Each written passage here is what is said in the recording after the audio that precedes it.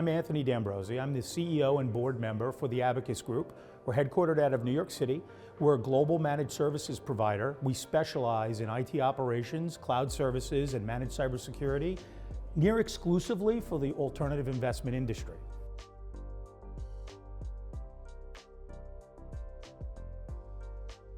So I will comment on a few different landscapes when it comes to sort of the cyber threat complexion that we're seeing right now. First and foremost, threats are becoming more often and more frequent, and that's driven mainly by baseline automation. Things like phishing attacks and traditional cyber threats are out there and accelerating.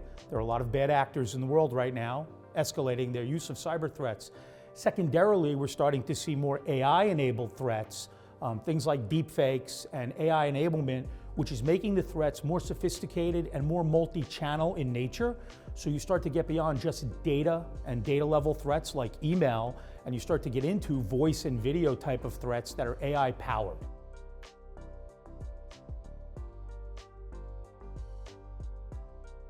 It is an interesting conundrum when it comes to alternative investment firms, because typically with providers such as ourselves, we have some of the best cybersecurity technologies deployed around these firms, both for threat detection and management, as well as for compliance and regulatory reasons. However, because of the amount of money that's changing hands, the trading nature of what's being done, funds being transferred, there's an opportunity for the bad actors to profit from such threats.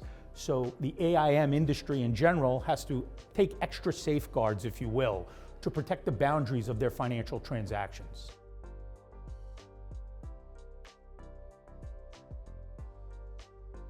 Interesting, if I bifurcate my answer a bit, some of the smaller funds, some of the more startup and smaller funds in nature, based on the nature of how we can deploy technology now, we can adequately prepare even the smallest of funds, even the startups and the ventures, up to and including the larger enterprises that have co-managed IT and cyber environments with a provider such as us and their own operations, collaborating to secure the perimeter and to also respond to a threat. Restoration of service during a threat, remediating that threat is very important.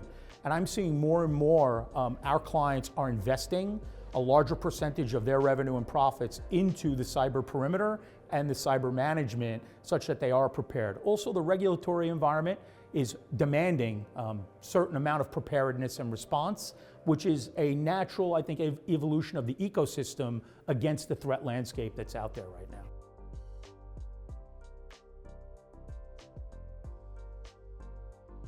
What I would say is this: a continued diligence on the regulatory environment and knowledge of what's going on in the threat landscape. It's mission critical, it's required. In some cases, it's legally required. Secondarily, engaging partners. The cyber landscape, especially when it comes to threats, is moving so quickly.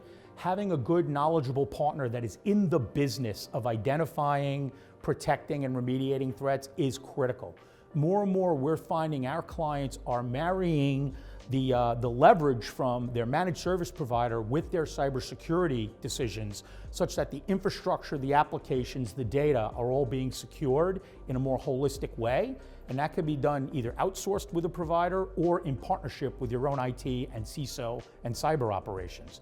So in order to future-proof that environment, I think it's important to take an ecosystem approach, stay diligent, and partner with the right providers, such that as things evolve, we stay ahead of that curve and we stay out ahead of keeping the firm safe and secure.